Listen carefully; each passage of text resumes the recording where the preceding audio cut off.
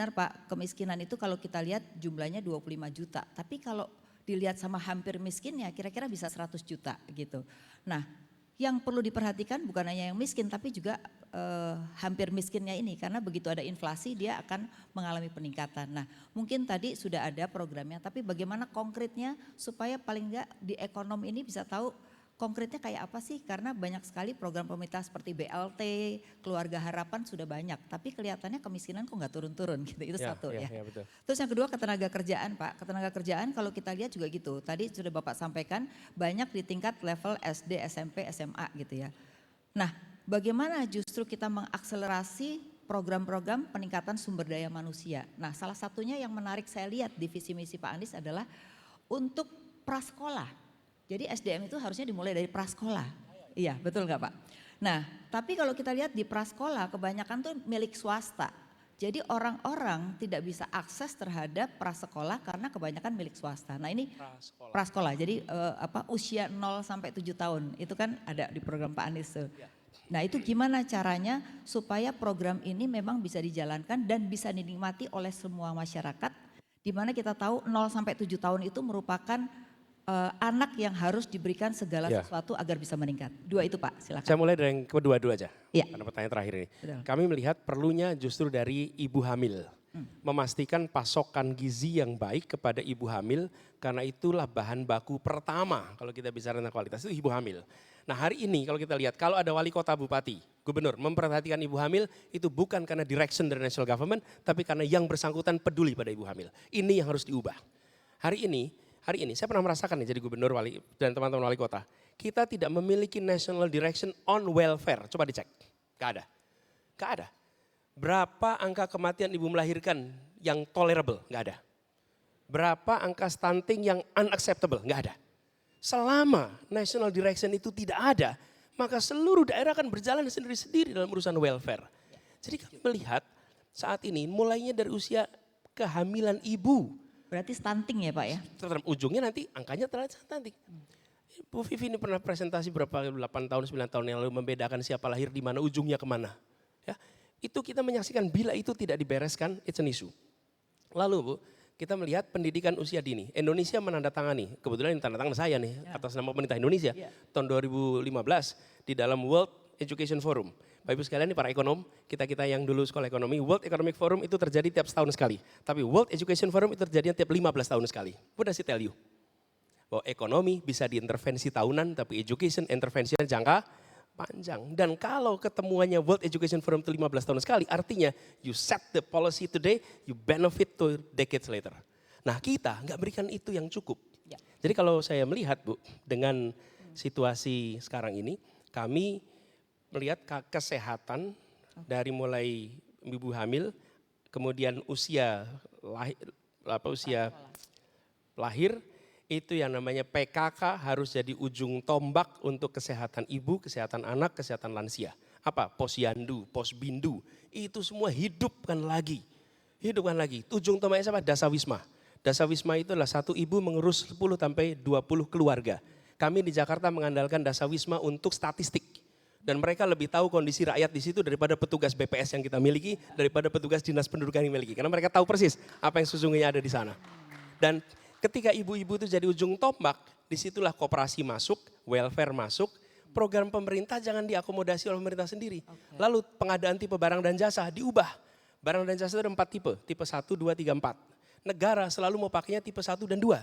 Tipe 34 nggak mau dipakai. Kenapa tipe 34 nggak mau pakai? Karena repot laporannya, enggan. Yang tidak mau bukan rakyat, tidak mau birokrasi. Birokrasi cenderungnya tipe 1 dan 2.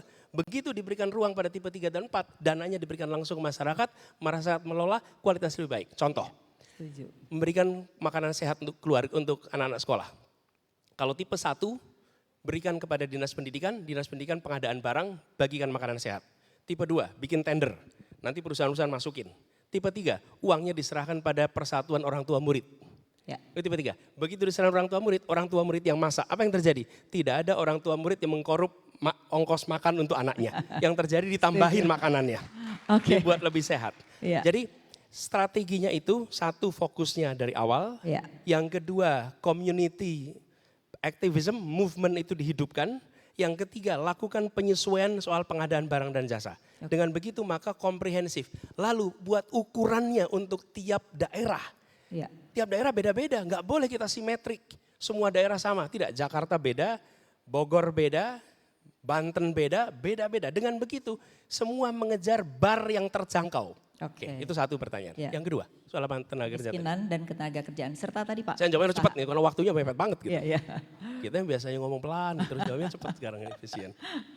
Angka kemiskinan. Ya. Angka kemiskinan kita berkisar antara 9-10% Betul. hari ini. Dan kita ingin targetkan di 2029 itu antara 4-5%. Betul. Harapannya kemiskinan ekstrimnya bisa 0%. Harapannya kemiskinan ekstrim. Ada beberapa hal. Satu, memastikan biaya hidup yang terjangkau. Dan itu artinya kepastian suplai pangan dengan harga yang murah. Ini kami melihat efisiensi operasi kegiatan pasar ini harus dilakukan. Transparansi menjadi penting. Bapak Ibu sekalian yang punya HP boleh download sebuah aplikasi namanya IPJ, Info Pangan Jakarta. Apa yang dilakukan? Kramat Jati ada harganya, tidak diketahui oleh rakyat Jakarta. Kita kalau mau belanja ke ke warung belanja di mana di pasar. Yang kami lakukan adalah mengefisienkan pasar pangan ini. Kami tidak melakukan intervensi harga, tapi kami buat transparansi atas pasar. Begitu transparansi pasar, maka terjadi symmetric information. Dan kita tahu sebuah pasar itu kalau asimetrik dia menjadi tidak efisien. Begitu simetrik dia menjadi efisien. Nah, dibuka infonya, apa yang terjadi? Warung-warung kalau mau belanja kulaan, mereka ke pasar misalnya nih, pasar saya tinggal Lebak Bulus, dia akan ke pasar Pondok Labu. Sampai di pasar Pondok Labu, dia mau belanja, dia akan lihat cabai merah berapa, beras berapa. Kalau selisihnya dengan Kramat Jati itu jauh, info Kramat Jati ada di sini nih. Dia nggak akan belanja di situ, dia akan naik mobil pindah ke Kramat Jati. Apa yang terjadi? Selisih harga Kramat Jati dengan semua pasar di Jakarta terkendali. Kenapa? Transparansi informasi. Nah, yang kita belum bisa lakukan sekarang adalah dari Kramat Jati ke produsen. Ya. Karena itu di luar jurisdiksi gubernur. Tapi kami merasa ke depan kita akan lakukan transparansi itu sehingga komoditas itu semua kita memiliki informasinya dari lokasi produksi sampai dengan distribusi dengan transparansi yang serius. Ya. Itu yang kita ingin perbaiki sama-sama. Untuk yang pengusaha tadi Pak itu menarik karena Bapak ingin meningkatkan usaha dalam negeri gitu, enggak selalu investor asing, itu menarik. Kalau betul, Mbak Filiani gini, kami memandang pengusaha Indonesia itu harus jadi tuan rumah di negeri sendiri, tapi juga harus bisa menjadi tamu mempesona di negeri orang. Jadi bukan jago kandang, tapi juga jago tandang gitu. Jadi visinya dua. Kalau cuma tuan rumah di negeri sendiri gampang bikin segala macam proteksi, jadilah kita tuan rumah di negeri sendiri. Setuju. Tapi kalau menjadi jago tandang, nah itu baru hebat gitu. Nah di situ menurut saya harus ada keseriusan dari pemerintah untuk menentukan sektor-sektor mana yang kemudian kita memberikan ruang yang lebih kepada pengusaha Indonesia. Dan ketika sampai kepada investasi harus ada keseriusan memaksakan mitra lokal untuk menjadi bagian dari aktivitas investasi di Indonesia. Ya. Dan ketika itu dikerjakan, jangan kita melakukan kebijakan tanpa melakukan studi komparasi. Kenapa? Karena kita punya potensi kompetisi yang tinggi dengan tetangga-tetangga kita. Jadi semua kebijakan yang terkait dengan ini harus kita lakukan komparasi dengan wilayah lain, harus komparasi dengan negara-negara lain supaya polisi kita itu juga tidak menjadi terkesan proteksionistik atau kemudian menjadi tidak menarik bagi dunia global. Jadi tapi kita harus competitiveness-nya ya tentu harus saja. Dijaga. Kompetitifnya dijaga satu sisi, di sisi lain jangan sampai kalah, dan ini sesuatu yang sangat bisa dipahami oleh international community. Kalau ini Bapak sekalian dari pengalaman apa yang pernah kami lakukan ketika di Jakarta dengan international community, yang mereka butuhkan itu adalah no surprises. Tapi if you put your agenda on the table from the beginning, we can negotiate. Yang mereka tidak mau tuh yes, di ujung kami mau tambahan ya Pak ya. Kami mau syarat ini ya, that's no. Tapi kalau dari awal kita bilang kami ingin domestic player, after 2 decades, 3 decades will be at par with you. Nah kalau itu dikatakan dan we need your help. We need your help untuk bisa melakukan itu. Kalau itu bisa terjadi, your presence will be sustainable. Tapi kalau Anda di sini dan menimbulkan disparitas dan menimbulkan ketimpangan, I guarantee you're not going to be here long term. Jadi Karena ini nggak ada iya. stability. Nah itu menurut saya yang harus Jadi ini akan meningkatkan juga kenaikan kelas daripada usaha kita ya. Persis. Selama ini kan bentuknya piramid gitu Pak, tidak naik-naik kelas gitu. Jadi dengan Sama gini, jadi bisa ketika naik ada kelas. opportunity, Ya, yang diundang adalah yang dalam klub yang sama itu terus. If you're not in the club, you're not invited. makanya Menurut saya jumlahnya klubnya nggak harus diperluas nambah-nambah. ini. Ya, setuju Pak. Terakhir untuk ketenaga kerjaan Pak, ini tadi belum diangkat terkait dengan banyak sekali yang justru unskill ya. Nah bagaimana menciptakan justru sekarang ini kan era digitalisasi justru terjadi banyak perubahan yang diambil oleh digitalisasi itu sendiri sehingga banyak orang yang justru sekarang sulit bekerja gara-gara perubahan dalam digitalisasi. Gini, Gimana nih Pak? jangka, kalau kita bicara tentang memberikan membuat sekolah vokasi, Ya, ya. kemudian training-training dari negara itu perlu waktu. Sementara tenaga kerja kita perlu pekerjaannya kemarin. Ya. Jadi nggak bisa itu menurut kami berikan insentif pada private sector untuk ikut di dalam training tenaga kerja. Oke. Harus ada policy yang sinkron, coba bayangkan. Ya, satu sisi nih, wajib belajar 9 tahun, oke? Tapi minimum employment itu SMA. Itu gimana coba bisa kalian? Ya, ya. Mau daftar sekolah, mau daftar pekerjaan minimal pendidikan SMA, tapi wajib belajarnya baru 9 tahun. Nah terus mereka yang baru dapat 9 tahun mau dapat pekerjaan gimana ini? Ya. Jadi sinkronisasi itu dari mulai kebijakan pendidikan, kebijakan employment, lalu Kebutuhan. libatkan private sector yang menguasai bidang bidang-bidang yang tenaga kerja yang meningkatkan skill secara praktis. Maaf saya sebut nama. Ini bukan untuk apa-apa, tapi ilustrasi aja. Bapak Ibu sekalian tahu ISS ya? ISS itu perusahaan milik siapa Bapak sekalian? Ada yang tahu? ISS. Itu bukan perusahaan Indonesia, itu perusahaan Denmark, Swedia, dari Skandinavia. Oke, sekarang Bapak Ibu tanya kepada anak-anak yang sekarang disebut sebagai tenaga kerja kelas bawah. Pekerjaan apa yang paling keren di komunitasnya bisa masuk ISS? Oke, dan ISS itu bukan sekedar dia melatih tenaga kerja, melatih etik, melatih kepada mereka budaya kerja, melatih. Dan itu persyaratannya bisa dibilang nggak ada apa-apa, yang penting Anda mau kerja. Nah kami perlu membutuhkan seperti itu banyak, di banyak tempat. Untuk membereskan jangka pendek mereka dapat skill, habis itu mereka bisa diambil korporasi seperti Trans, diambil korporasi seperti CNBC. Tapi harus ada yang membantu menyiapkan. Negara memfasilitasi kerjasama dengan badan-badan seperti itu, maka kita akan uplifting skillnya jangka pendek. Jangka menengah, vokasi yang ditingkatkan, dan pola pengajaran vokasinya diubah dari academic oriented menjadi job training. Dan mitra dengan private sector. Di Jakarta sudah, tapi di daerah belum.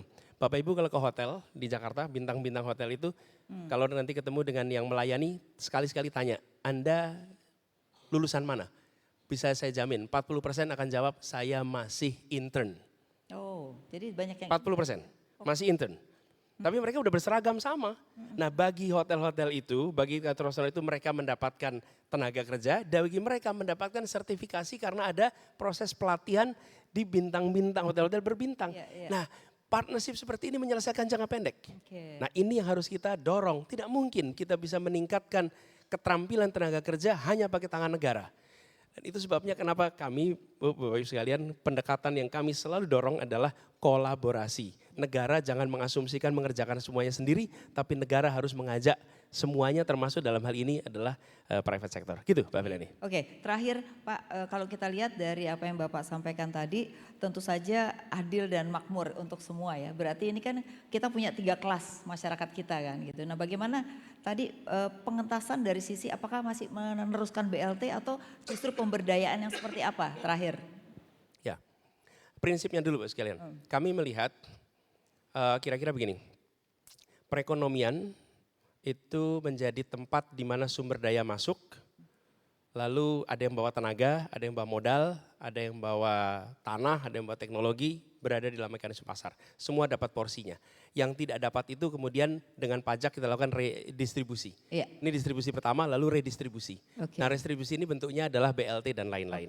Nah menurut kami ke depan kita harus sebisa mungkin menyelesaikan persoalan welfare itu dengan market mechanism.